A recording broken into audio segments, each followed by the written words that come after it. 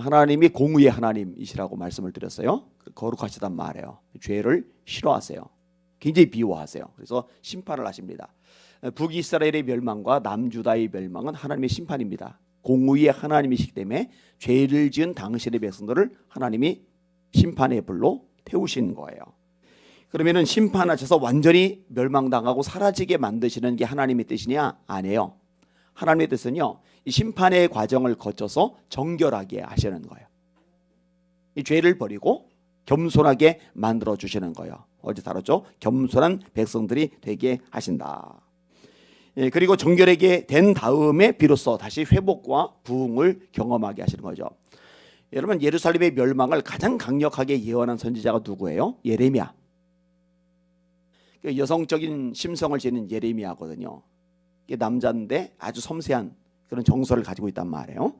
근데 이렇게 여성적인 심성을 가지고 있는 예레미야가 받은 메시지는 너무 무서운 심판의 메시지예요.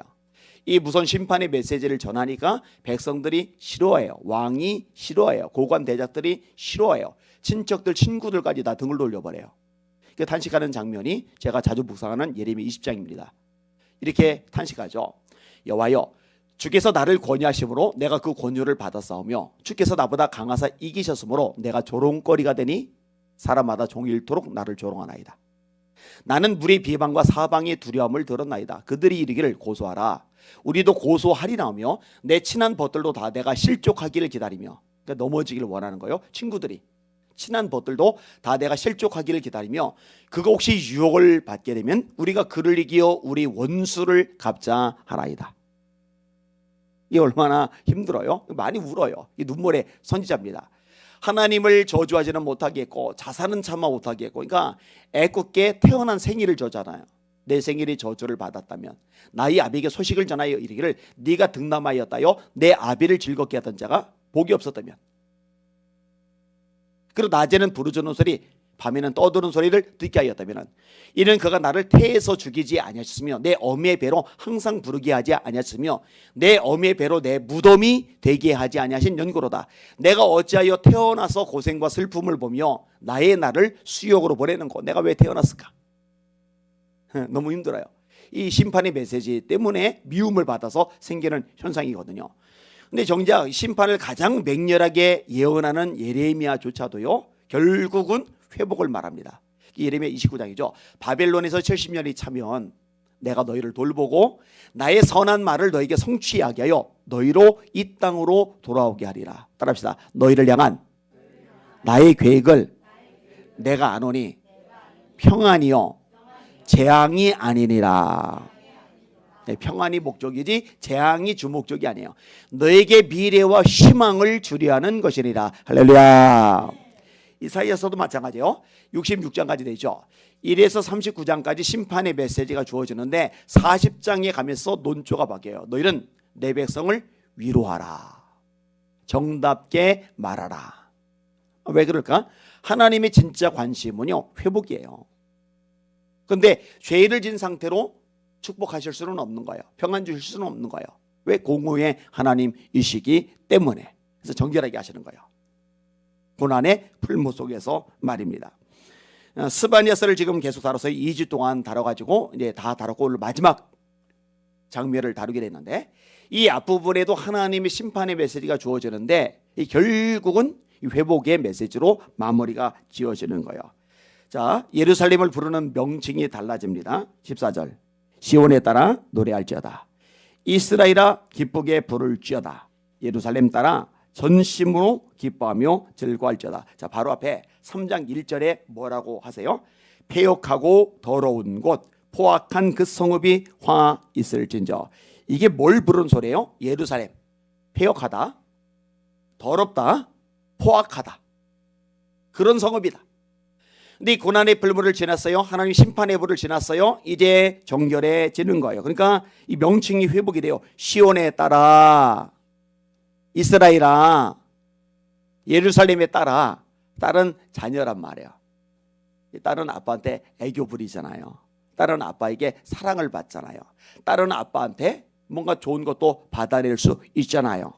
다시 이렇게 사랑받는 존재로, 소중한 존재로 회복이 되는 거예요. 유다 땅이 유다 백성들이 이전의 지위를 되찾게 되는 거예요. 그래서 그들을 향하여 기뻐하라고, 노래하라고 말씀을 하고 있는 거예요. 이들은 이제 고통에서 벗어나게 돼요. 15절에 여호와가 네 형벌을 제거하였고 네 원수를 쫓아냈으며 이스라엘 왕 여호와가 네 가운데 계시니 네가 다시는 화를 당할까 두려워하지 아니할 것이라.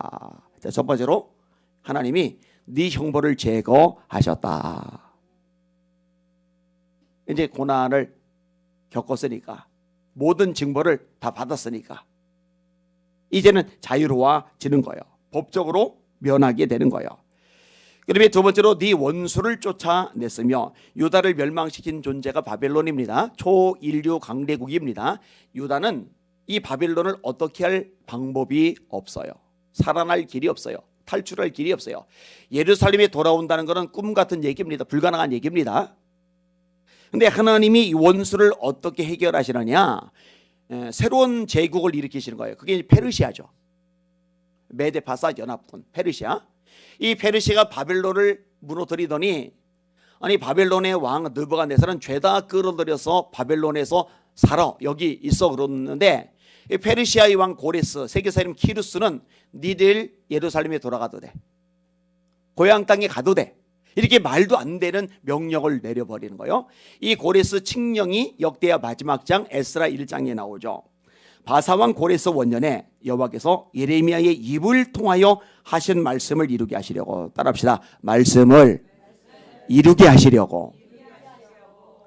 이 세계 최강대국이 된 페르시아의 황제가 왜 이런 명령을 내려서 이 정치적인 행동을 했느냐, 자기 생각대로, 자기 목적대로, 자기 정치적인 야망대로 한 것 같은데, 성경은 분명히 말합니다. 하나님이 예레미야를 통해서 하신 말씀을 이루게 하시려고 고레스 왕을 움직이신 거예요. 역사의 주인은 하나님이십니다. 바사왕 고레스의 마음을 감동시키심에 그가 온 나라에 공포도 하고 조소도 내려 이르되, 바사왕 고레스는 말하노니 하늘의 하나님 여호와께서 세상 모든 나라를 내게 주셨고 나에게 명령하사 유다리 예루살렘의 성전을 건축하라 하셨나니, 그 남아있는 백성이 어느 곳에 머물러 살든지 그곳 사람들이 이러면서 명령을 내리게 되는 거예요. 그 다음에 세 번째 부분인데요, 굉장히 중요한 요소, 가장 많이 강조되는 요소가 나와요. 무슨 말이냐, 하나님이 이제 너희와 함께 하실 거야. 이스라엘 왕 여호와가 네 가운데 계시리. 여러분, 사사기가 타락이 반복되는 내용을 다루고 있잖아요. 거기에 맞게끔 반복되는 표현이 나와요. 그때에 이스라엘의 왕이 없으므로 백성들이 각기 소견에 옳은 대로 행하여더라. 여러분, 이스라엘 백성들에게, 하나님의 백성들에게 왕은 사실 딱 한 번입니다. 하나님뿐이십니다. 근데 하나님이 왕이 아니신 거예요. 그런 지멋대로 사는 거예요. 근데 오늘 본문에 보니까 하나님이 선지자 스바냐를 통해 뭐라고 말씀하느냐, 이스라엘 왕 여호와가 네 가운데에 계시니. 이게 중요해요. 자, 유다 땅이 멸망했어요. 이스라엘 땅이 멸망을 했어요. 멸망한 이유가 뭔지 아세요? 열방이 강해서? 아수르가 엄청나고 바벨론이 대단해서? 아니에요. 하나님이 함께하지 않으시니까 망한 거예요. 자, 그러면은 하나님이 왜 함께하지 않으셨어요? 죄 때문에 함께하지 않으신 거예요. 근데 죄가 해결됐어요. 정결함을 얻게 되었어요.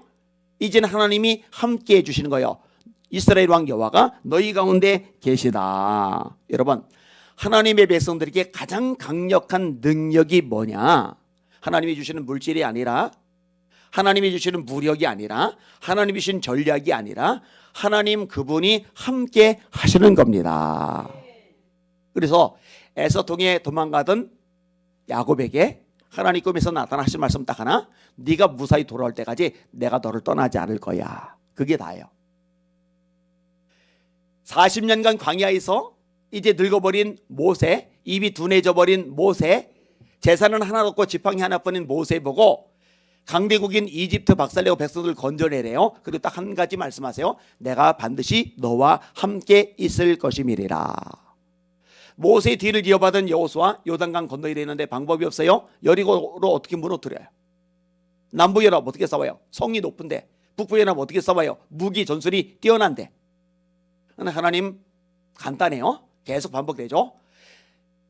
네 평생에 능히 너를 대적할 자가 없으리니 내가 모세와 함께 있었던 것 같이 너와 함께 있을 것임이니라. 늘 이걸로 끝나요. 미디안이 13만 5천 명, 동방 아말렉 포함해서 13만 5천 명이 쳐들어왔는데 기드온 보고 뭐라고 그래요? 내가 반드시 너와 함께 하리니 네가 미디안 사람 치기를 한 사람 치듯 하리라. 그게 다래니까요. 내가 함께 있을게. 얼마나 심플하신지 몰라요. 여러분 다니엘이 사자굴에 떨어졌는데 하나님이 함께 하시니까 사자가 못 물어요. 사드락 메삭 아벤느고 3명 집어넣었는데 느부갓네살 왕이 보니까 신하들이 보니까 4명 있는데 한 명은 모습이 남달라요. 하나님이 함께 하시니 풀무불이 못 살라요. 여러분 예수님이 무지렁뱅이 제자들 외국어도 안 되는데 땅끝까지 증인되래요. 모든 민족 제자 삼으래요. 그리고 딱 한 가지 말씀하세요. 결론 마지막 절 볼저다 내가 세상 끝날까지 너희와 항상 함께 있으리라 하시리라. 그리고 마태복음 끝. 왜 이렇게 하나님은 너무 쉽게 심플하게 말씀하실까? 사실은 하나님이 함께 하시는 게 최고의 능력이기 때문입니다. 그럼 게임 오버예요. 게임 오버.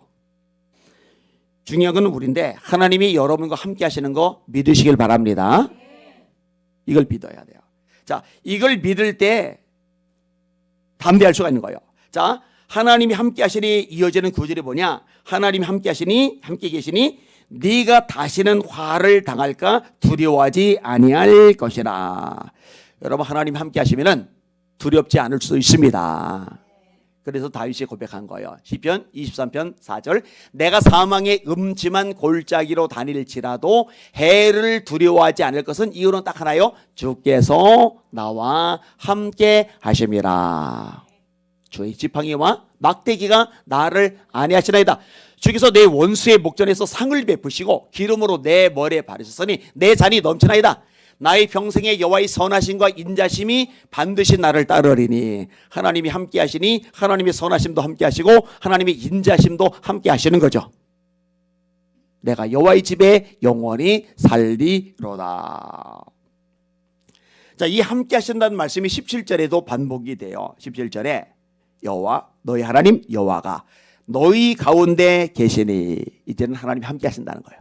그 계시니 그는 구원을 베푸실 전능자이시나 그가 너로 말미암아 기쁨을 이기지 못하시며 너를 잠잠히 사랑하시며 너로 말미암아 즐거이 부르며 기뻐하시리라. 자, 함께 하시는데 어떤 하나님이냐? 구원을 베푸실 전능자이시다. 구원자 하나님이, 전능자 하나님이 너와 함께 하시는 거야. 그 다음에 그가 너로 말미암아 기쁨을 이기지 못하시며 너로 말미암아 즐거이 부르며 기뻐하시리라. 하나님, 어떤 하나님이 함께 하시느냐?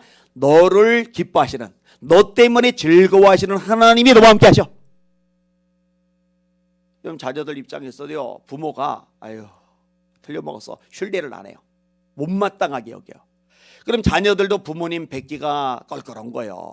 뭔가 불편한 거예요. 여러분 교회에서도요, 담임 목사인 제가 누군가를 아주 못마땅해 하고 그냥 짜증나고 막 그래 봐요. 그러면 그거 알거든요. 그럼 불편할 거예요. 근데 아는 거예요. 와, 날 볼 때마다 기뻐하는구나. 근데 부모님 차원이 아니에요. 하나님이 너로 말미암아 기쁨을 이기지 못해 하신다. 왜냐? 이 풀무에 고난의 풀무를 지나면서 극심한 고난을 겪었지만, 너무 아프고 힘든 과정을 겪었지만 이 과정을 겪으면서 정결해지고 겸손해졌거든요.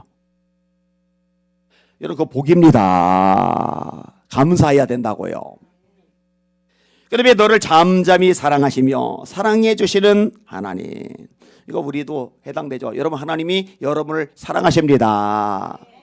사랑하시니 독생자 예수님을 보내셨죠. 그래서 하나님이 세상을 이처럼 사랑하사 독생자를 주셨으니 이렇게 되어 있잖아요. 6월절 전에 예수께서 자기가 세상을 떠나 아버지께로 돌아가실 때가 이른 줄 아시고 세상에 있는 자기 사람들을 사랑하시되 끝까지 사랑하시리라. 요한복음 13장 1절의 말씀이죠. 자, 마침내 하나님 회복과 부흥의 역사를 일으키세요.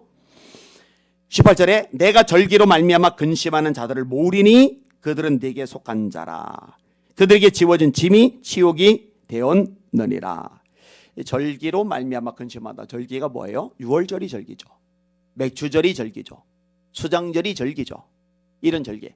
근데 왜 절기로 말미암아 근심을 할까? 안식일마다 드리는 예배, 이 예배 정점의 절기가 있는데요. 그동안에 자유롭게 예배를 드릴 때, 6월절 마음대로 드릴 수 있을 때, 초막절 마음대로 드릴 수 있을 때, 안식일 마음껏 예배 드릴 수 있을 때 예배를 가볍게 우습게 여겼어요. 근데 바벨론으로 몽땅 끌려가고 나니까 마음대로 절기를 드릴 수가 없어요. 예배가 이렇게 값진 거였구나. 예배가 이렇게 축복이었구나. 근데 이거를 소홀히 여겼네. 이것 때문에 간심하는 거예요. 어떻게 하면 마음껏 예배를 드릴 수 있을까? 왜냐하면 예배는 목마름이 너무나 강렬하게 일어났기 때문에. 이런 사람들을 중심으로 다시 회복의 역사를 하나님이 일으키신다라는 말씀이 오늘 본문의 내용입니다. 할렐루야.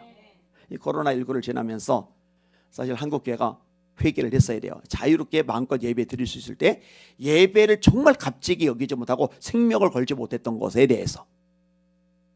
근데 진짜 하나님의 임재를 섬하며 예배 목말라 하던 사람들은 이 코로나19를 지나면서 얼마나 갈증이 심했는지 몰라요. 여러분 겪었잖아요, 우리가. 그 하나님이 기뻐하시는 마음입니다. 자, 이들에게 칭찬과 명성을 얻게 하시는 거예요. 그때 내가 너를 괴롭게 하는 자를 다 멸하고 벌하고 저른 자를 구원하며 쫓겨난 자를 모으며 온 세상에서 수욕받는 자에게 칭찬과 명성을 얻게 하리라. 이 말도 안 되는 일이죠. 괴롭게 하는 자 벌한다. 바벨론이죠. 저른 자 구원한다. 약한 자죠. 쫓겨난 자 모은다. 바벨론으로 쫓겨났죠. 예루살렘 땅에서 도망갈 수밖에 없게 된 거예요. 온 세상에서 수욕받는 자에게 치욕을 다 당했잖아요. 칭찬과 명성을 얻게 하리라. 내가 그때의 너희를 이끌고 그때의 너희를 모을지라. 내가 너희 목전에서 너희의 사로핌을 돌이킬 때에 너희에게 천하 만민 가운데서 명성과 칭찬을 얻게 하리라. 여호와의 말이니라. 앞부분에 이미 언급을 했어요. 도대체 예루살렘 땅에, 유다 땅에 돌아올 길이 없어요. 불가능해요. 아무리 예레미야가 예언을 했지만, 아무리 하나님의 말씀이 선포되었다 하지만 이거 상황이 여의치가 않아요. 근데 그거는 인간의 눈으로 볼 때 그런 거고, 하나님이 이 말씀을 이루셔서 결국 고레스 왕, 페르시아의 황제를 통해서, 그 칙령을 통해서 예루살렘 땅에 돌아오게 해 주셨습니다. 하나님 말씀 성취되었습니다. 할렐루야. 느헤미야 통해 예루살렘 성이 재건이 되고, 스룹바벨 통해 성전이 완공이 되고, 에스라 통해 신앙 부흥이 일어나고, 하나님이 그렇게 행하셨습니다. 말씀을 정리합니다. 여러분, 하나님이 전능하심을 믿으십니까? 하나님의 말씀이 100% 이루어진다는 거 믿으십니까? 네, 우리는 그것을 믿어야 됩니다. 세상이, 시대가, 국제 정세가 막 어수선하고 막 뒤죽박죽이고 막 이러더라도 하나님의 뜻이 역사 속에서 도도하게 이루어져 가고 있다는 것, 결국 하나님의 말씀대로 모든 만물이 종지부를 찍게 될 거라는 것, 이거를 의지하셔야 됩니다. 이 모든 만물을 손에 쥐고 계신 역사의 주인 하나님이 저와 여러분과 함께 하시는 아버지가 되신다는 것, 이거 기억하셔야 됩니다. 그리고 우리가 하나님을 목말라고 예배를 사모하는 자로 살아간다면 저와 여러분을 통해서 다시 한번 회복과 부흥의 역사도 이루어 주신다는 것, 이거를 믿으시고 기대하시면서 기도하시는 여러분들 되시기를 예수님의 이름으로 축원합니다. 스바냐 끝. 재밌잖아요. 하나씩 그러면, 자, 두 손 들고 기도할게요. 하나님, 하나님의 말씀을 늘 사모하는 제가 되게 하여 주시옵소서. 우리 자녀들이, 우리 미래들이 하나님의 말씀을 목말라게 하여 주시옵소서. 그리고 한국교회가 말씀으로 돌아가게 하여 주시옵소서. 우리 주여 한번 부르고 합심하여 기도합니다. 주여